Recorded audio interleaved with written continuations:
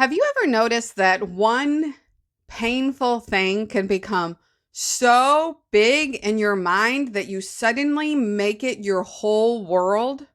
Well, that is exactly where I found myself when I found this dream. And what I really love about this dream is that it didn't tell me that my pain wasn't real. It simply reminded me that it wasn't the whole story. If you're new here, every Monday and Thursday, we break down real dreams and discover the life lessons hidden inside them. Let's dig into this next one. This dream is from January 7th of 2025. I'm in a meat department. The walls are full of meat. I see down on the bottom of a different cooler, 2 mini breads, kind of like zucchini bread. But one in particular is a spinach bread and is chock full of spinach, and I kind of lightly pick it up. Neither that bread or the one with it is wrapped, so it's very, very delicate, and I really want to try it, but I don't think I'm going to like it. I end up picking them both up and putting the one that I don't know what is in it back down. And I had to do this very nimbly, because they were so fine and falling apart. I ended up getting one small piece of the end of the spinach bread and eating it and putting the bread back down. I figured no one would notice, or more than likely no one would buy it. It felt like the taste is not a problem at all. I don't even remember tasting it or if I liked it or not. That was just simply the end of it. And then another part is I go into the meat department back room and I'm surprised to find a number of young associates just hanging out. I know there is so much to be done and I put them to work. I say, hey, and they, of course, get started getting to work. This is a really good feeling there with joy and a bit of authority. And then there's 2 side-by-side huge dairy bunkers and they had been filled with pizzas. Every single pizza had sold. The bunkers were completely empty. And this, too, was a very good feeling. We're going to break this down chunk by chunk like we normally do. And I want to start with this first section. But before I dig into this first section, I want to point out something critical. And that's that at the time of having this dream, I was still in retail. I was still in retail management. And this is where that pizza dream mentality can really get you in trouble, because had I not already been stewarding my dreams at this point in 2025 for years, I could have just thrown this dream away as my mind simply processing the day before or the week before, just what I was doing in retail management in general. I could have just tossed it away, but I didn't, because I do know that my dreams have meaning. I also knew that I had no real understanding of what the heck this dream meant. And so I wrote it down. I filed it away. I put it in my dream journal and I forgot about it until recently. And that's why I'm here breaking it down with you, because although the metaphors were pulled into my dream life in January of 2025, the truest meaning, the feelings that I'm always telling you to pay attention to and look for, those came alive now in 2026. Look at the very first line of this dream. I'm in a meat department. The walls are full of meat. The dream opens with abundance. That is very critical. The dream is first establishing with me that there is a great abundance in my life. The dream is intentionally establishing proportion before it brings in or introduces the bread. And then, almost hidden inside the abundance of this meat wall full of meat, are these 2 tiny little loaves of bread. Listen to this again. One in particular is a spinach bread, and it is chock full of spinach, and I kind of lightly pick it up. Neither that bread or the one with it is wrapped, so it's very, very delicate, and I don't think I'm going to like it. Now look at the last part of this section. I say that I am going to put that bread back down, and I had to do this very nimbly because they were so fine and falling apart. That is what unlocked the dream for me because I recognized in the language around how I was handling the bread, my own feelings, my own experience. Notice the words, notice the expression of feeling in the dream. Words like careful and nimble and delicate. I was incredibly aware of how fragile these little loaves were and how careful I had to handle them. And this is how the truest meaning of your dreams will finally come into play, will finally help you unlock them when the right season comes. You'll reread that dream. You'll re-feel those feelings. You'll recognize the words that you used when you woke up bleary-eyed and exhausted and wrote out the dream as best as you could remember it.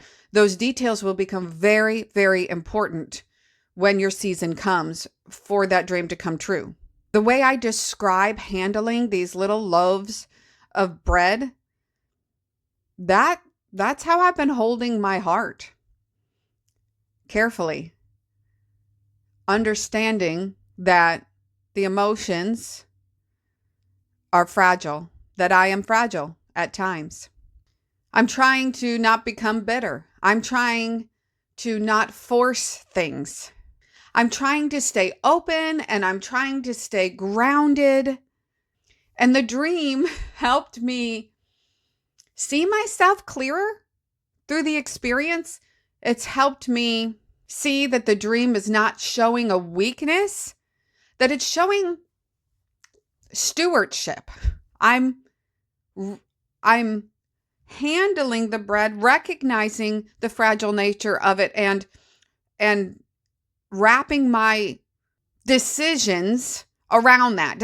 Is that making sense? I'm in real time, as I'm recognizing the fragile nature of what I'm holding, I'm becoming careful. I'm becoming intentional. I'm recognizing that if I don't want them to completely fall apart, I have to hold them carefully. And this next part is really important. I only take one bite and then I put it down. Why is this important? Go back to previous videos where I'm talking about how I've had dreams and I've had words that come into my life and they're telling me, helping me, because I am who I am, right? Helping me recognize that I'm human and I've got to feel the feelings. Remember, if you go back to the previous videos, that I have to receive and process and accept feelings and emotions that are uncomfortable in order to process them through and receive life out of hard situations. This dream is giving me permission in that one little detail. Look at it. I took one bite and I put it back down. That one little detail gives me permission to feel the feelings, to work through the emotions, and then to put them back down.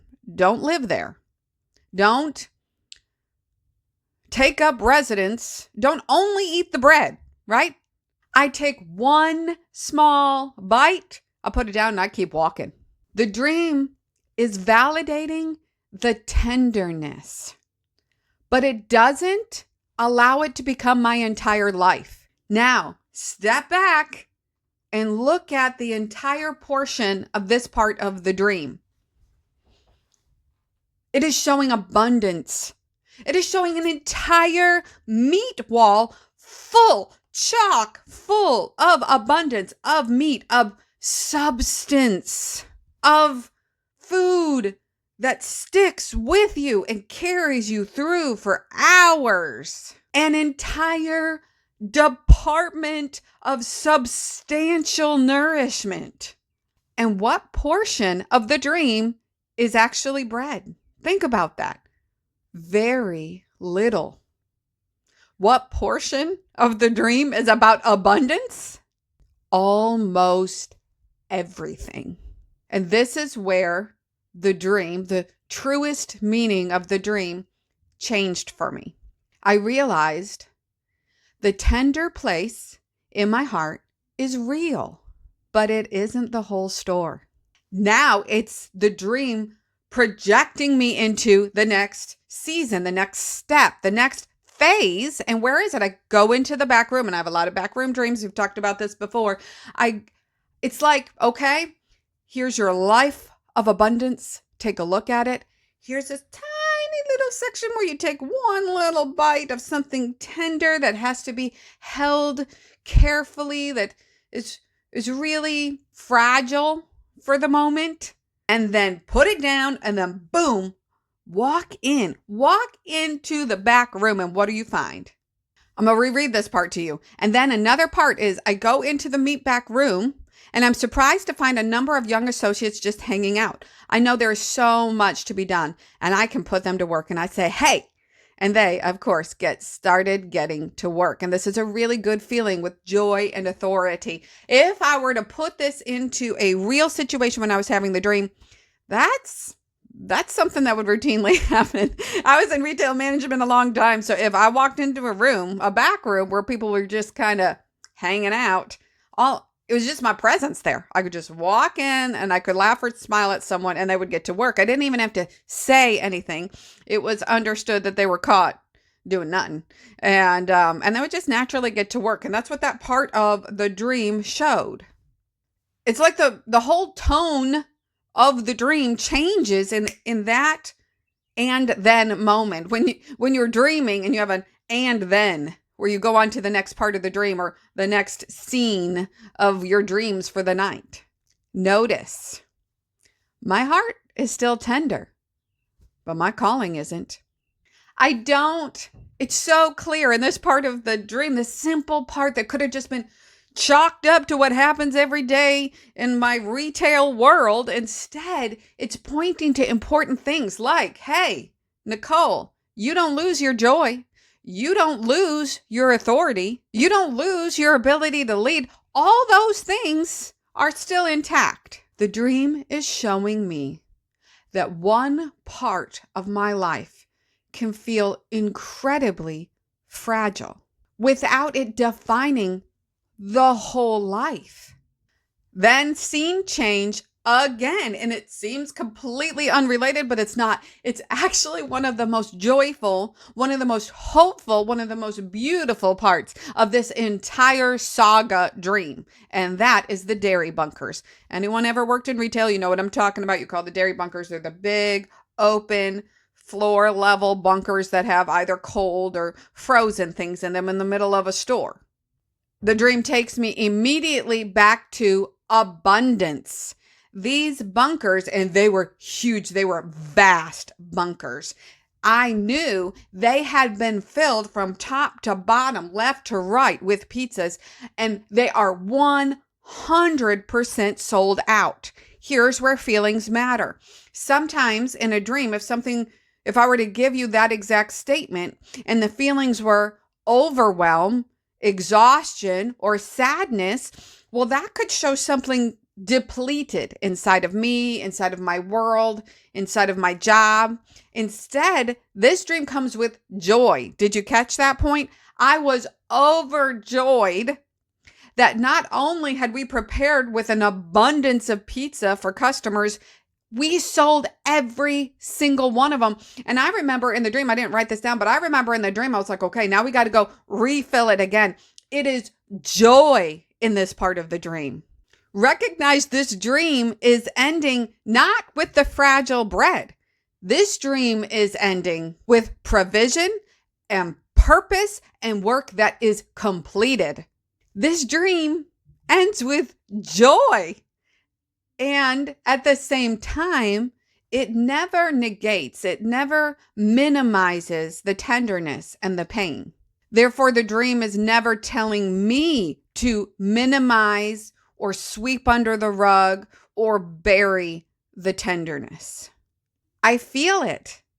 I handle it carefully. I honor it, I taste it, then I put it down and I look up. There is still so much life and so much nourishment. And most importantly, so much purpose. This tenderness deserves kindness. It does not deserve ownership of the entire store.